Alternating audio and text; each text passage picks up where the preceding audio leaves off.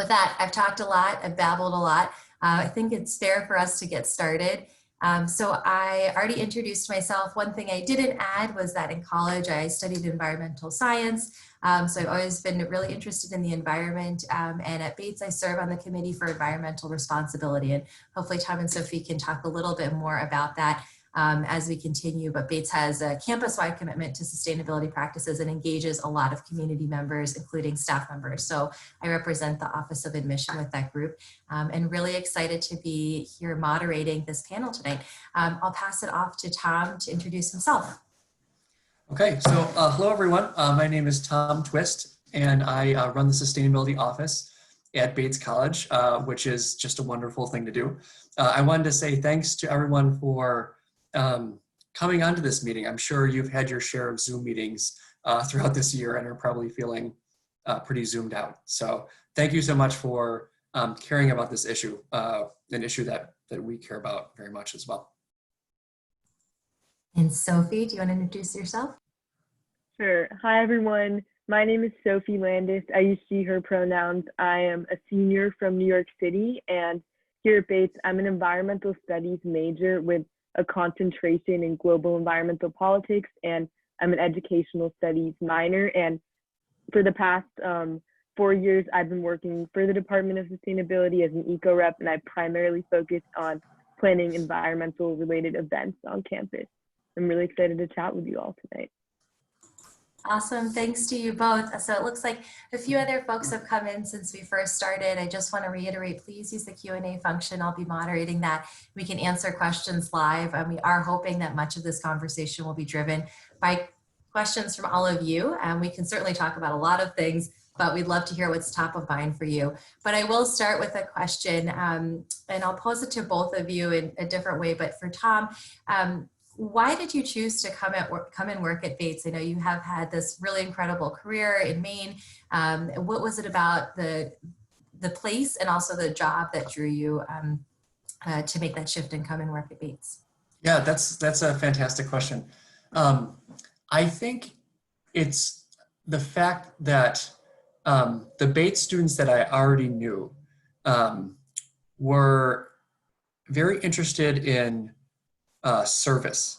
And I know that doesn't sound like a very a word that would draw you in, but it was interesting to me that they were very talented students that really wanted to be a help to the world. They were not afraid to roll up their sleeves and get their hands dirty to make things better. And that's been my experience these 4 years that I've been here. I remember my very first day at Bates. I was helping the grounds crew shoveling snow, and I didn't have any Bates gear on me or anything like that. I was just some random bearded guy shoveling the steps, and the vast majority of the students that passed me said thanks. And I was I looked around, I thought where am I? And it was just a wonderful thing. And I knew this was the right place for me. I'll talk a little bit more about this as well, but later, the Bates students are very capable in terms of what we work on with sustainability. And I'll touch on this more later, but there's really no aspect of sustainability at the college right now that students aren't really integral in deciding our fate, which I think is nice. That's fantastic. Thanks, Tom. Yeah, the student-driven nature of the community was certainly a draw for me as well. So that's cool to see that echoed in a lot of different environments. Sophie, for you, how did sustainability factor into either your decision to come to Bates, or how have you seen the college live up to the mission and focus on sustainability and caring for the wider world during your time at Bates? So as a high school student, I was really involved with various environmental clubs at my school, and I actually during my senior year started a composting program for my high school. So as part of my college search, I did know that I wanted to be in an environment where students were really excited about sustainability. So I actually had researched our EcoRep program before coming to Bates, and it really appealed to me, I think, because of the student-run nature of the program. And I think everything that I researched while I was applying has definitely played out to be true. I feel like the environment is definitely like student-run and very collaborative. Like every week we have meetings where different subgroups get to talk about ideas with each other and collaborate. And yeah, I've just had an incredible experience getting this real like firsthand experience working in sustainability while being a college student. Awesome. So I'm wondering if either of you or both of you want to talk, just provide some foundational knowledge for our guests on the structure of sustainability at the college. Certainly, many people are drawn to Bates because of the commitment to the environment that the college has, our history with Edmund Muskie as a graduate. But what does the structure look like if you are interested in engaging with sustainability in some way, shape, or form? Tom, I know you have many facets to your work, so curious about those facets, and then maybe a little bit more information on the EcoRep program and other programs that tie in with sustainability or the environment. Yeah, that's a great question. It's hard for me to know where to start. We have a lot of different ways that students can plug in if they're interested in sustainability. There's at least 5 or 6 different student groups or clubs that explicitly deal with sustainability. Everything from the food that we use in our dining hall to a garden that we, an organic no-till garden that the students cultivate, to more sort of data-driven clubs. I'll speak maybe first about the EcoRep program, and I think this program is what sets Bates apart from any other college that I've visited. It's really, really strong. And I had mentioned before that the students were really involved in all the decision-making around sustainability at Bates. This is very true, especially in this group.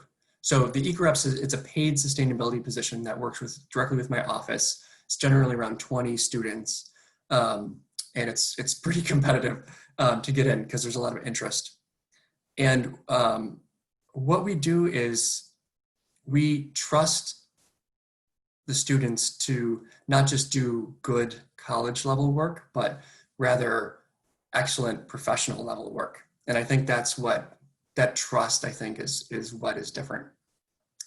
For example, if I may make a nerdy example, when we really started the EcoRep program about 4 years ago in its current, what it looks like now, there was no real good carbon or climate data for Bates. And we had one sort of consultant come in back in 2009, a paid consultant. And so right away, the students got to work crunching the numbers, looking at our fuel usage, looking at our emissions. And what they produced in terms of looking at Bates' carbon footprint was actually better than what we had gotten from our paid consultants, which was really amazing. They used better emissions factors and that sort of thing. And it was really eye-opening. And that work from the students actually allowed us to see that Bates was very close to our carbon neutrality goal. So back in 2010, we had set a goal for carbon neutrality by 2020. And because of the work from the students on the carbon footprint data, we were able to see for the first time that we were within striking distance of being carbon neutral, which is, anyone on this call knows, is a very difficult thing for a whole college to do. I mean, if you think about even just trying to make your house carbon neutral, it's difficult, but a whole campus is even more so. So that's directly attributable to the students and was very impressive. Awesome. Sophie, do you want to elaborate a little bit on the EcoRep program or maybe another student program that's of interest? Sure, I can talk a little bit more about the EcoRep program. So as I said before, I work in the event subgroup. So just to give you a sampling of, in more of like a non-COVID normal year, what we would do, typically we've had events including like eco service days where we get students to sign up, and then do various work projects around campus, including like setting the garden up for winter and cleaning up Mount David, which is this like small mountain that we have on our campus, cleaning out the puddles, doing things like painting recycling bins. So a lot of different exciting sustainability related work projects. In the past, we've also had clothing swaps where students donate clothes that they don't need anymore, and then we open it up to anyone and you get to come swap out items. That's a super fun event, usually really popular. And then one of our biggest events of the year is the annual Trashin' Show, where we have contestants sign up and create an outfit out of any type of found recycled materials. And we usually have like different members of the administration and faculty judge the show. It's a really exciting event. It happens after the harvest dinner, which is this meal that Commons puts on in November before Thanksgiving break. So those are definitely a few highlights, but I would say like overall with those events, the goal is just to get as many people in the Bates community as possible, just like involved in the sustainability movement and just like even in a small way. And I feel like the popularity of those events shows just how big a part sustainability is of the culture at Bates. Awesome. So we have our first question coming in, which is fantastic. You were just talking about the Harvest Festival, which centers around food. A lot of life centers around food at Bates. So we are a place that is deeply connected to what we eat. And Maine is a really interesting place to look at local food culture as well. So the question was, the student was interested in learning more about how the school sources our food, and how we assist the local community with food insecurity. So a little bit of a broader question about food and food offerings at the college, and then how we connect with Lewiston and Auburn. And I know I can share a couple of pieces of information, but Tom and Sophie, I don't know if you have anything you'd like to share. I know that our garden is producing some food for Commons. I know that this year presents some unique challenges because of how we're setting up food services, but any thoughts that you'd like to share around food offerings at the college, how we need to be sustainable with that? Yeah, Sophie, do you want to go first? I don't want to, I'm an only child, so I could easily just dominate the whole conversation. I guess I can start. I saw the part of your question talked about things we do related to food insecurity with the local community. And I took a class on food systems over a short term a few years ago, and we got to visit a lot of farms and like gardens in the area. And there's a nutrition center called St. Mary's Nutrition Center in downtown Lewiston. They also run this like Lots to Garden program and have a bunch of gardens around Lewiston. And they're always Bates students who are volunteering both at the food pantry part of that and also in the gardens, especially during short term. And a lot of students are able to do internships through them too. So that's one way that students are involved with food insecurity in Lewiston. Nice, thanks, Sophie. Yeah, the Lots to Gardens connection is really very strong, and they do a wonderful work. They have Lewiston middle school kids in and helping grow a garden and sort of show them how to do it as an after-school program. At the college, we have, we just started, so this is kind of a nice time to be a student because you get to really shape how this looks. We just started a student-run Bates garden. It's about 1.5 acres total, maybe about 6,000 square feet cultivated. And it's been really wonderful. It's this wonderful sort of joint effort between the Sustainability Office, dining, and students. There is a garden club that works the land, and it's an organic no-till garden, which I mentioned before. In years past, we sent all the food to Commons so that the students themselves could eat it. This year, because we felt like probably a lot of folks are struggling, we're sending all the food to St. Mary's Food Bank, which is a local food bank.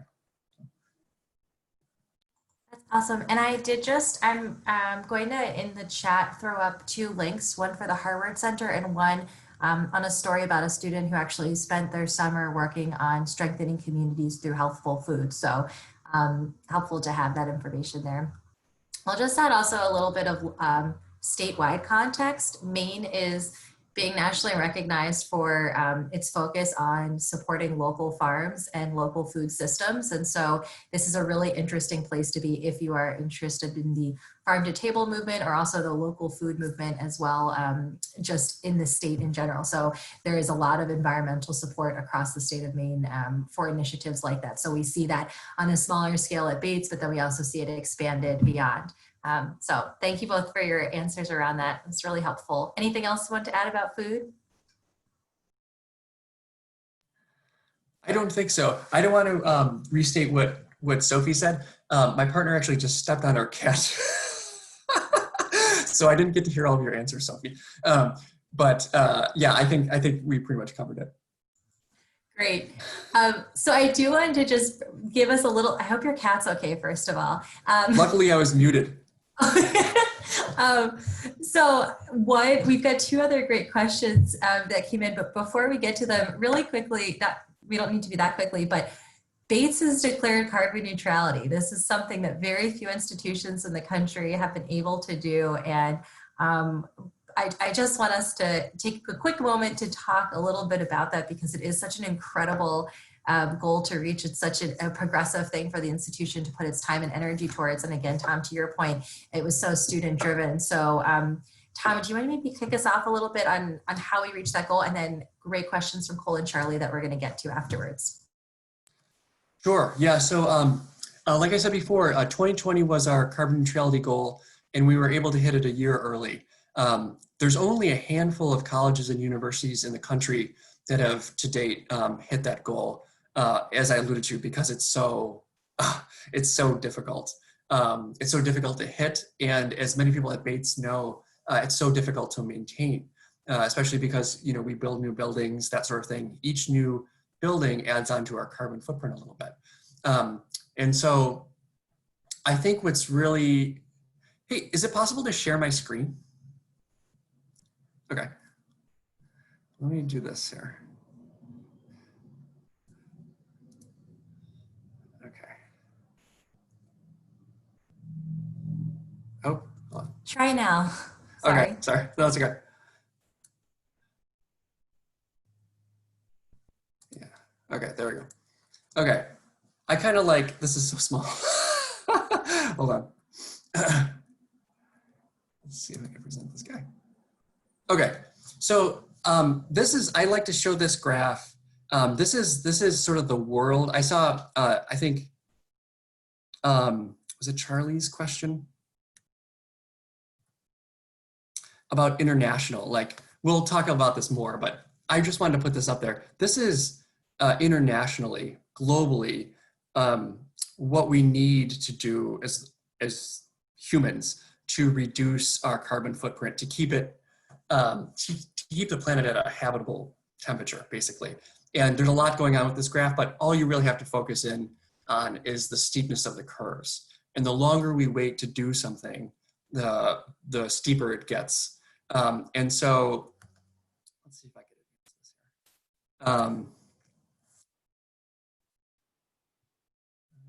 There we go.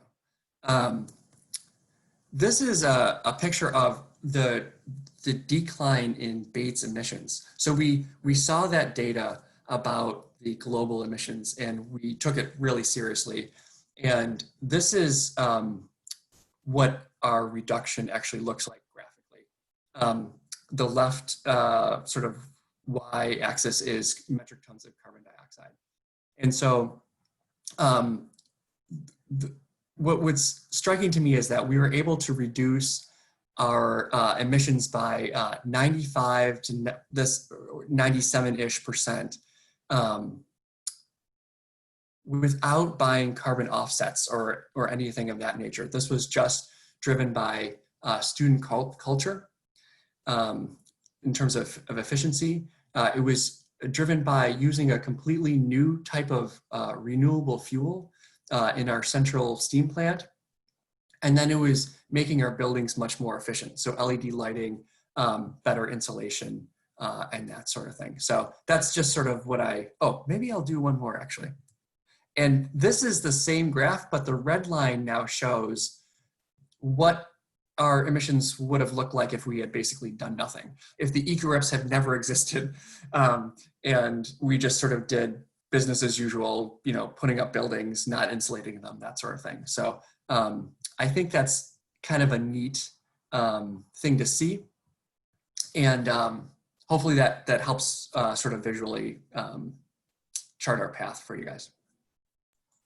Yeah, and I think the key for me, and this is what is so very Bates, is that much of what we did was through hard work and utilizing the smarts and good spirit of our community. That is, instead of, and certainly carbon offsets need to be purchased, but I love the Bates approach of saying, let's see how much we can actually do. Let's see how far we can actually go in genuinely reducing our carbon footprint. And then for the last little bit, if we need to, we can make those purchases. But a very Bates approach to just tighten our bootstraps and say, like, let's make this happen as a collective. And you certainly need the buy-in of a full community to make that happen. So it's a really exciting thing for the institution. And should any of you apply and come to Bates, you will be tasked with working on maintaining that. As Tom mentioned, the continued maintenance of that is something that the entire institution needs to be proactive about, especially during COVID when things have shifted in certain ways.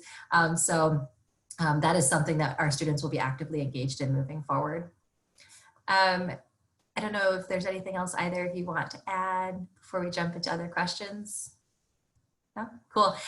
So Tom, you mentioned Charlie's question about how we're invested in our campus community, and the question was about how this local knowledge translates to a national or international scale. And I can say briefly, Charlie, there are some incredible articles about what our alumni are doing in the environmental field on the Bates News site. So if anyone is interested in digging into what's happening at the college, I'll throw that in the chat, the link to all of the environmental studies tagged stories. So there's certainly on an individual level, our alumni are going out and doing really incredible things. But I don't know if either of you have thoughts or reflections on ways in which we expand the work that we do in relation to the environment outside of our personal community. I can speak a bit to study abroad programs. So as you might know, Bates offers like many different programs, but I attended one through the School for Field Studies. So it's specifically focused on the environment and sustainability. I studied abroad in Cambodia last spring for the first part of that. And yeah, that program does a lot of, it's focused on research. So you end your time by doing a 1-month intensive research project focused on the environment with a professor. So I would say that if you're looking for environmental sustainability focused study abroad programs, there are definitely a lot of different options for you.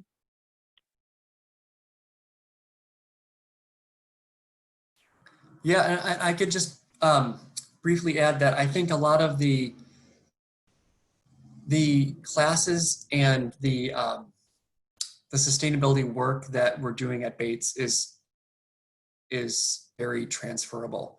I talked to a lot of alums that keep in touch, and they specifically say a lot of the stuff that they've worked on is exactly what folks are looking for in terms of the renewable energy and sustainability field. So it's nice to hear.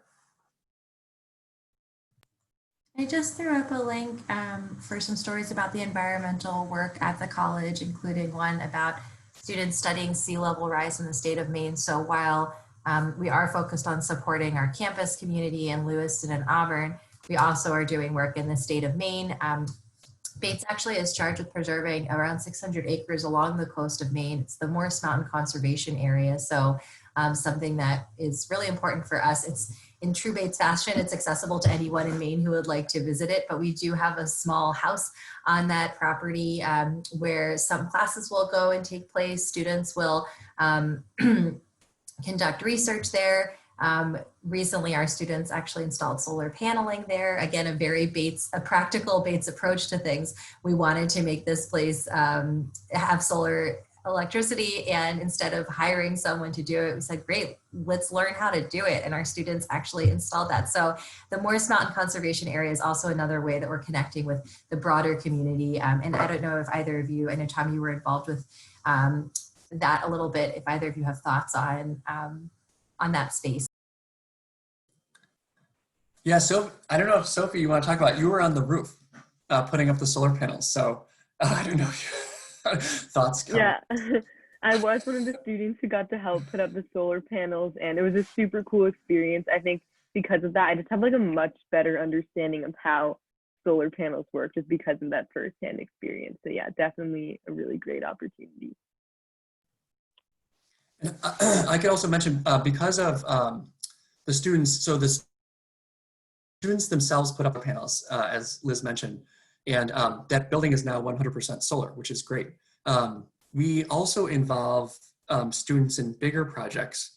Currently, we actually just signed the contract, I think a few weeks ago, but Bates now will essentially, is implementing a solar array that will account for 3/4 of our total power, which is really fantastic. And I think the most interesting part of that is that the students were the ones that really worked on the financials and crunched the numbers. And they were able to broker a deal where the solar piece of it is kind of like a lease, like we're leasing a car. And the amazing thing is that Bates is not paying anything up front, just like you would a car lease. But nor are we paying anything per month or per year. In fact, we never pay anything, which is pretty amazing. And if that sounds crazy to you, you're not alone. Most people didn't believe it, but the students, we had them work hours and hours on some of the spreadsheets, and right from the get-go, the solar project will actually save us quite a bit of money each year. And it was cool that we had 3 students in particular work on that.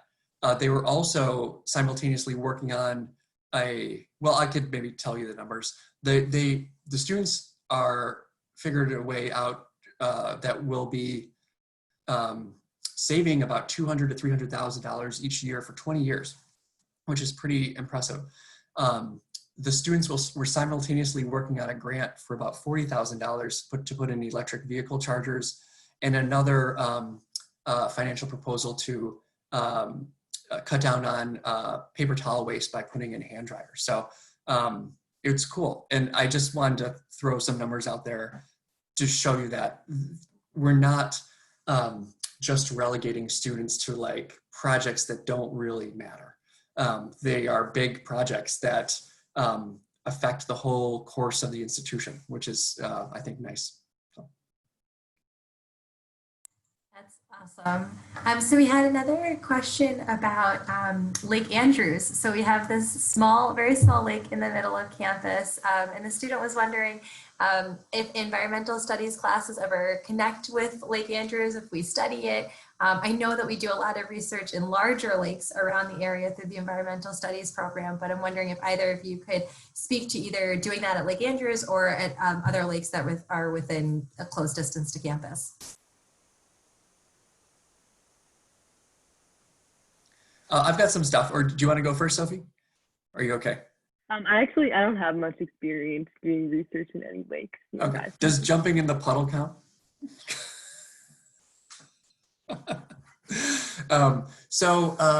Let's see. Lake Andrews is very interesting. So Lake Andrews, a lot of people don't know this, is actually, it's a man-made, so we call it the puddle. They do a puddle jump is it February? Yeah, which is wonderful. That's not an environmental thing, that's just for fun. That pond is a retention pond, so it's specifically designed for environmental purposes. And it's intended to capture all the runoff from basically the entire campus and clean it before it goes into the Lewiston like water septic base or sewer, which is really interesting. So it's designed to catch any like soil runoff, anything from like cars and that sort of thing, and hold it and clean it rather than just putting it into the the Lewiston sewer, which then goes into either the river or a lake somewhere. And so that's kind of an interesting, your question's really interesting. We do a lot of, especially this is more a question for the environmental studies professors and geo professors, but we do a lot of work with water quality around Lewiston. And historically, it's shaped the national policy. So Ed Muskie, in part, championed the Clean Water Act because decades and decades ago, the Androscoggin River was gross. A lot of paper mills and a lot of pollution. Apparently you could smell it from Bates, I think mid-century. So the realization of that helped create the Clean Water Act, which is a cool like historical piece. So yeah, that's Cole, good question. And one of our professors, if you're interested in looking up someone who does a lot of work with water quality, Holly Ewing would be the person to check out, and I'll type their name in the chat as well. But great questions. So I'm excited. We still have a couple of folks who are joining us, so please feel free to share other questions that you might have. While we wait for that to come, any other questions to come in, I guess I'm trying to think of like something that. Hey Liz, oh yeah. Sorry, can I say something more about Cole's question? Please, okay, please do. Sorry. Just before, in case I forget. Yeah, and Cole, I hope you don't feel embarrassed that your question's getting a lot of airtime. One of our professors, Bev Johnson, she's a geo professor, is working on something really interesting, which is called blue carbon. And we have a facility, which Liz mentioned, it's called Shortridge / Bates Morse Mountain. And in addition to having a mountain, like it says in the title, there's also it's on the sea, a saltwater marsh. And Bev Johnson is pioneering measuring carbon sequestration in marshes, especially saltwater marshes. And it's really, really interesting. She has students out there every summer measuring how much carbon that marsh is taking up. And the last calculation I saw, it was about 2,000 metric tons every year, which is amazing. The downer side of that is that, well, let me go with the upside first. The upside is that marshes and dune grass and natural things like that actually can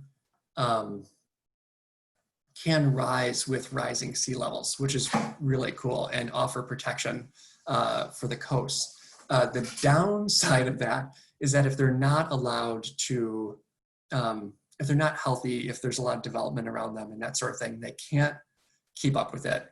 They get flooded, and then actually all that carbon that they were storing starts to be given off again.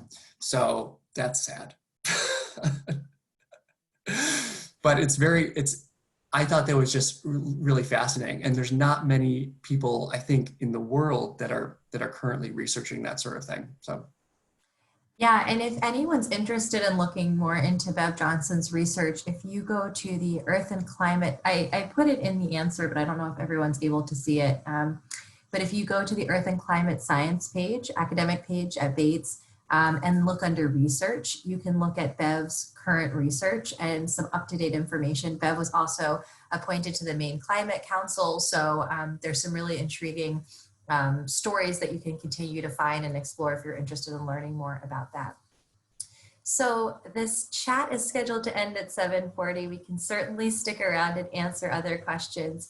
But before, if folks need to go, I do just want to check in and see, for Sophie and Tom, if students are, they're looking at colleges right now, they're trying to figure out what is a good fit. They're curious to see if Bates would be a good fit for them. If they are looking to learn a little bit more about sustainability or commitment to the environment at Bates, what recommendations do you have for them as they continue to explore? Yeah, so do you want to go first, or are you okay? Should I stop asking you that? Yeah, I think the Bates sustainability website is pretty good. Again, it's completely student run. We also have something interesting that it's still quite new, but we have something that we're building called the Sustainability Hub. And it's a resource website for any students, high school or college, on basically how to do stuff, how to get things done sustainability-wise in your institution. And it's meant for students that may not have that same level of support that we do here at Bates. So I would say you could check out the Bates Sustainability website. Is probably the best way to see what we're doing. We also have a Sustainable Bates Instagram and Facebook page. Yeah, I would definitely recommend the Instagram. There's a lot of information on there. And then I would say that if you want to hear from other students involved in sustainability who maybe do like different things than I do in some of the different subgroups, you can feel free to email me and I can put you in touch with one of those students. And Sophie, I think is your email address on the admission website under Yes, Ask a it Student? is. Great. So if you're looking to get in touch with Sophie, you can go to the admission website and under Connect, there's a tab that's called Ask a Student. Tons of students that work in our office, what they study, what they do in their extracurricular time, and their contact information, including Sophie's. So thanks for offering to be in touch with them. And similar to Sophie, my email is right on the Sustainable Bates webpage. So if you have any questions for me, I'm happy to answer them. Fantastic. Well, thank you. A big thank you to Sophie and Tom for sharing your knowledge, your passion for the environment with this group. And for our attendees, we hope that this was helpful for you as you start to think about fit for college, but also just as you continue your journey being interested in sustainability and the environment. It's exciting to connect with other people who are curious about ways to improve the world around us, especially at this very critical moment in history. So thank you so much for joining us. We'll stay on for another minute or two if any other questions come up for you. But we really appreciate your time, your energy, and your commitment to the environment. Keep up the good work, and hopefully we'll see you at Bates soon. See you. Thank you, Olivia. Thank you. Yeah, thanks everyone.